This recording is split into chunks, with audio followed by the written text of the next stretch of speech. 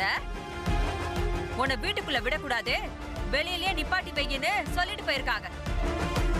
அதனால என்ன ஆனாலும் சரி, உன்னை நான் வீட்டுக்குள்ள விட மாட்டேன். அங்கனுக்குள்ள அப்படியே வாசல்ல நிக்கிறதா இருந்தா நில்லு, இல்ல உங்க வீட்டுக்கு புறப்பட்டு போய்கிட்டே இரு. அம்மா, நீங்க தேவையில்லாம பிரச்சனை பண்ணிக்கிட்டு இருக்கீங்க. ஏய், என்னடி தேவையில்லாம பிரச்சனை பண்ணிட்டு இருக்காங்க?